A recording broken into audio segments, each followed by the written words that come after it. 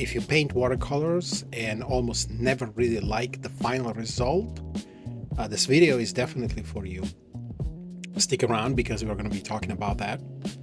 And I'll explain why that happens and what you can do about it. And in most cases, if you're a beginner, you're not doing anything wrong, despite what your peers might have told you or your teacher might have told you. The problem with watercolor is that it's not an easy technique. It looks easy on paper, no pun intended, but it's actually one of the most difficult techniques. And the most important thing to understand, the core idea, is that there is a mismatch between your expectations and the medium. So let me explain this for a second. So you start painting very excited. So you have a subject in mind. And suddenly what happens is that you start putting colors on the paper and you start adding colors to the paper. If this is you, welcome to the club, because we all have done this. And I'm actually doing this as you watch my video here. It's a very natural thing to do. But then you just add you add more colors to the colors you already put down, because they don't look right. It's not the right shade. They should be a little bit darker. They should be a different color. And what is happening is that suddenly everything looks very dark.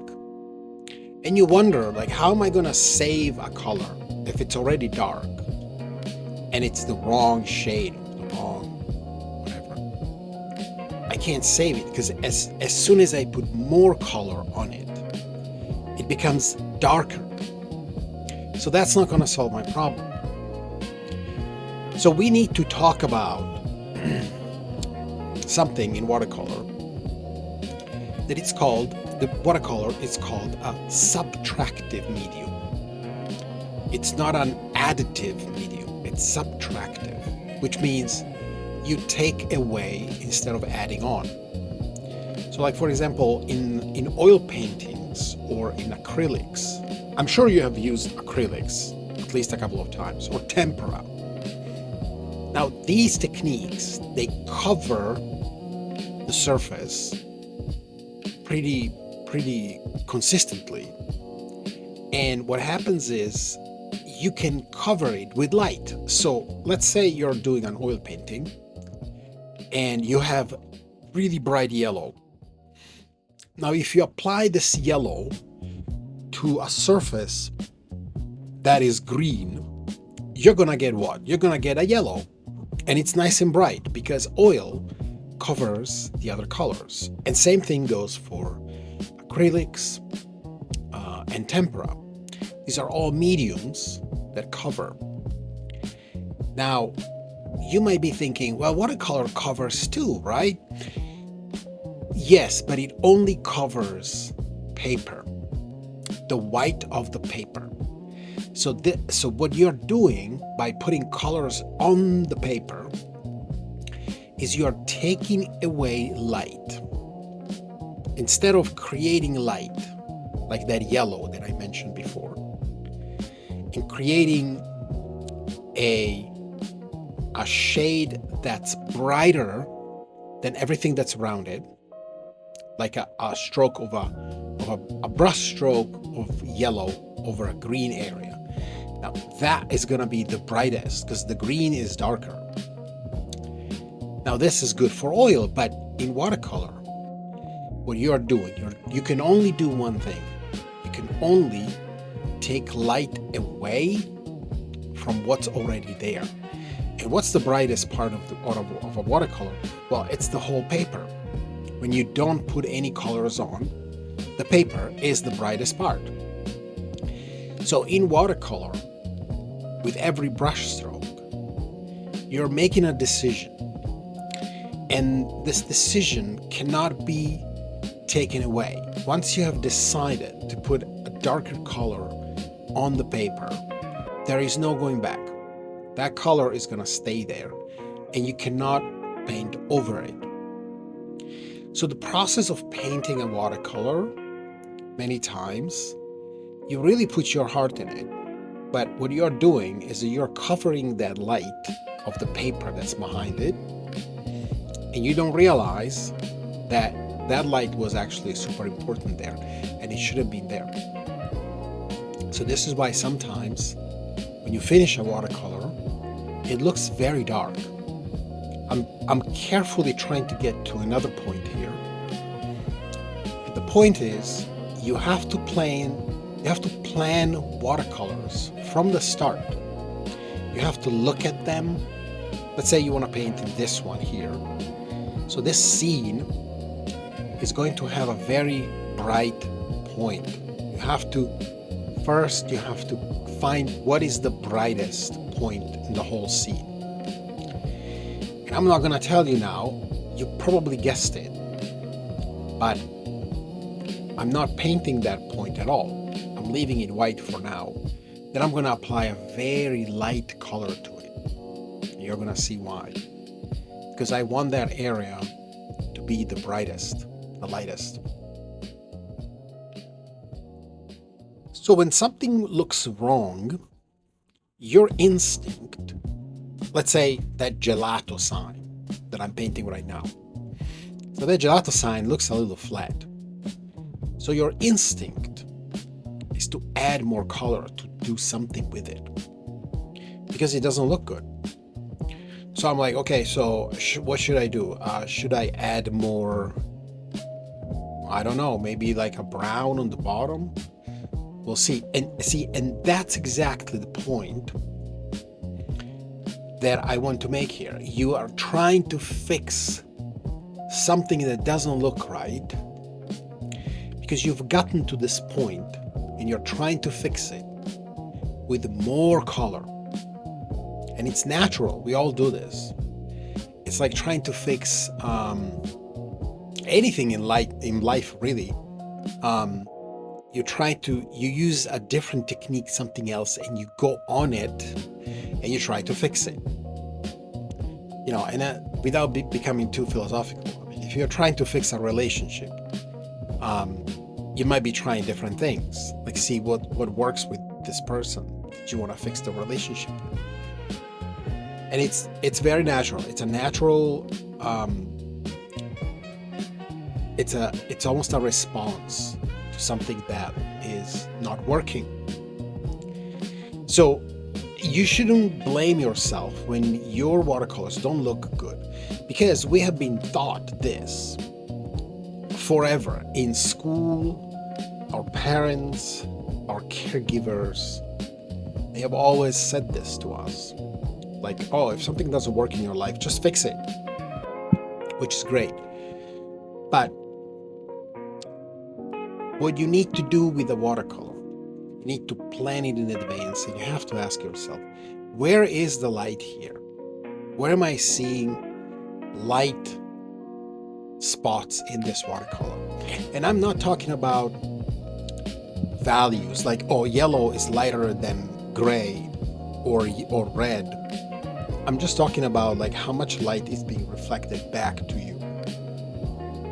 So like in this painting, for example, I'm going to spoiler alert a little bit. The lightest part is that sky in the background, the little sliver of sky. And that's going to be the lightest part. So I'm leaving that one completely empty because I don't actually want to touch it right now. And then I start to look at the other side of the watercolor, and I want to see what are the darkest parts. And as we're going to see, the darkest part is going to be, and this is kind of intuitive, it's going to be inside the gelateria, inside that little shop. That's going to be the darkest part. So I'm planning already ahead. Like I'm putting a lot of colors there inside that little shop. because I know that at some point I'm going to use a very dark value in there that's going to cover all those colors. So it doesn't really matter if it's, if there's like a hodgepodge of colors in there, because there is going to be a watercolor color, a pigment that's going to cover most of it. So what should you do differently? So like we mentioned, start everything that's light. Don't touch it at the beginning, and decide where the highlights are going to be and where the shadows and the darkest parts are going to be. You decide that consciously before touching the painting. And if you feel like you're not doing enough in a painting, you're probably doing it right. That's already good, because watercolor rewards restraint. Remember, we are taking light away little by little. Every stroke takes light away. And sometimes that's good. It's actually what you want. But you cannot do it backwards. You cannot put light back in it. So if you are in a position where you think you have not done enough on a painting, it's probably time to stop. I could stop here. See my watercolor? I could stop here and it would be fine. It would be a watercolor. Yeah, there is some colors, nothing major. But I don't feel this is quite the whole thing. I don't think it quite works. So I keep going. Am I overworking this? Maybe. But I don't think so. I think it still needs more. In fact, what I noticed and what I already told you, the inside of this little shop, it's the darkest area. Is the inside of the shop the darkest area here? No, not yet. So we need to do that. But I have decided that beforehand. I'm not trying to catch up here. I knew since from the beginning that that's going to be the darkest spot, the inside of that little store. So I'm ready for it. I'm keeping my brush strokes ready because I know that still needs to be done. But those chairs, for example, once I touch lightly and do some shadows, that's about it. I'm not gonna go back there. In fact, you're gonna see I'm not gonna like touch them too much. I'm just gonna leave them there. So everything you do, you need to start light, and then you need to go backwards, going towards the shadows, towards all the areas that are going to be dark. See what I'm doing there? I'm putting a roof there, which is very dark, and I'm doing it now. Once everything is, the light areas are pretty much there. Sorry for the blurry image. And also inside the doors and windows, those are very dark. So I'm confident going there, and I'm using a lot of pigment so it will cover the paper and make it look like it's dark. And yeah, I kind of like to say that it makes it look like, because it's really just pigment covering the paper. So I'm gonna make this shadow a little bit softer here, because light kind of breaks in there. And I wasn't happy with how dark it was, so I added more color. I added more pigment, so it will cover a bigger area.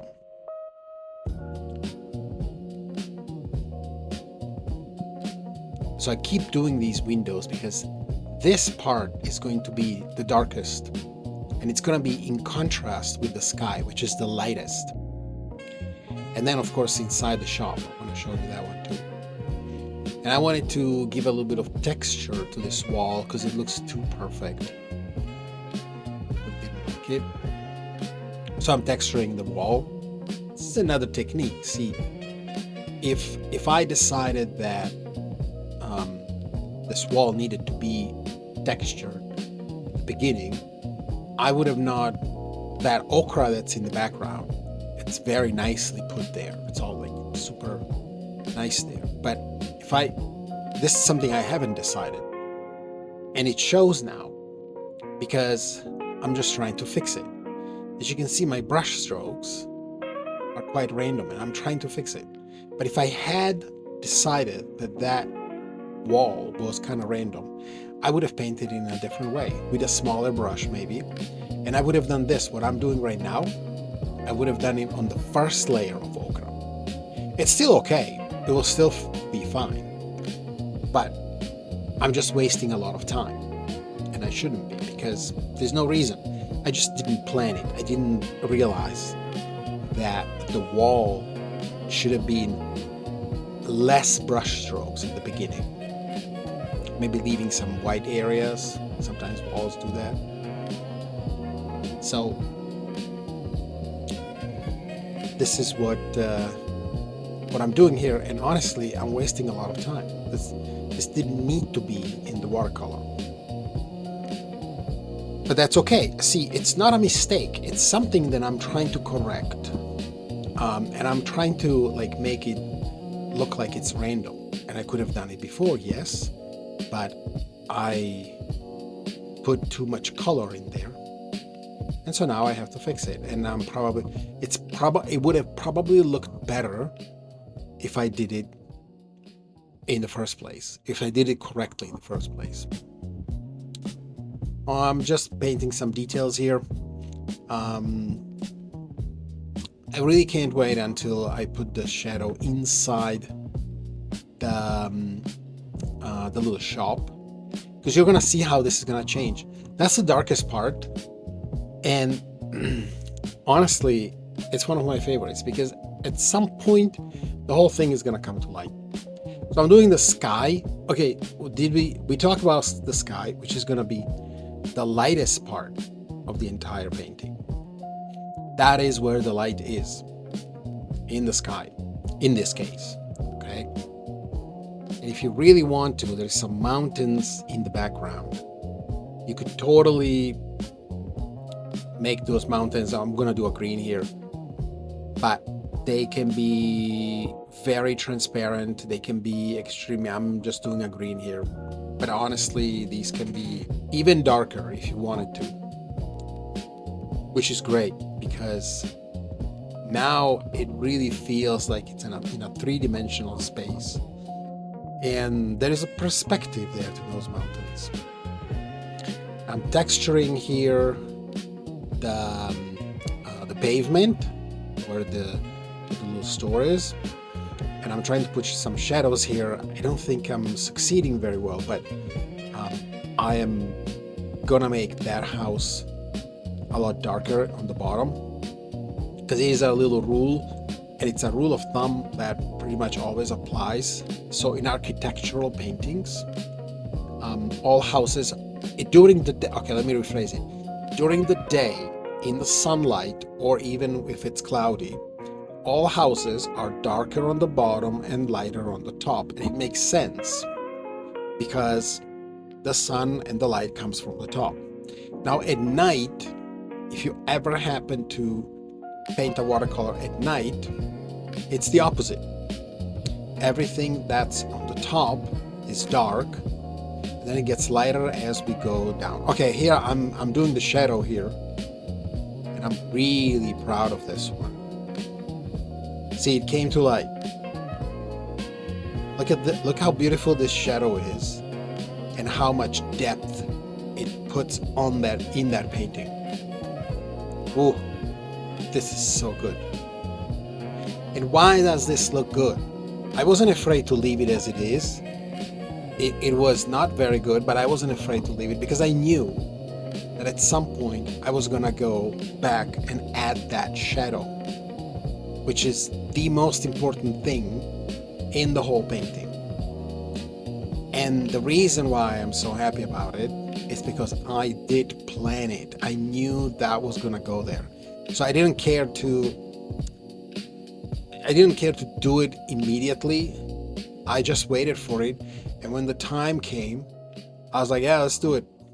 And But as you probably noticed, I didn't really delve into it. I just did one brush stroke and then I add some more pigment. That's it. And then don't touch it. You leave it as it is. You leave it live its own life. And it's beautiful. It really brought the entire painting back to life. And I apologize here because I was painting next to a window, which is the best light, and suddenly it became dark outside. So I had to doctor this video a little bit so you can still see what I'm doing, but it got this grainy thing in it, so I don't really like it. So I'm just adding some more shadows here, which are not super crucial, but it's good to have them. And the painting is pretty much done. I'm just doing some detailing here. And even the sign that you see, il gelato artigianale, which is artisanal gelato. Now that sign, if you look at it, it has some white spots. I didn't really perfectly finish it. It's a yellow sign clearly, but it has some white spots. And I did it on purpose because I didn't want when you have, it's probably like a metal sign. So when you have stuff like that on the wall, the light is really sharp on these signs. So I kind of left some white there so it would look fine. And I'm putting some more pigment here because when it dried up, it became lighter. So we need more pigment, clearly, because the shadow is very strong and defined there. It's a sunny day. There's going to be a really sharp shadow inside the store. And this is pretty much it. It's the entire painting. I hope you got something out of this, me rambling over it. But I think it's important for beginners to understand how watercolor works. And if people, especially if you're in art schools, they tell you all sorts of crazy things. They never correct your watercolors. And I don't know why this happens, but they rarely tell you this is what you're doing wrong. And there are some important basics, like the fact that you're subtracting light, that need to be told.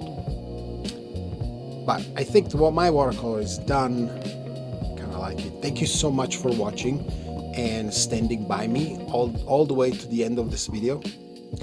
I'll see you in the next one.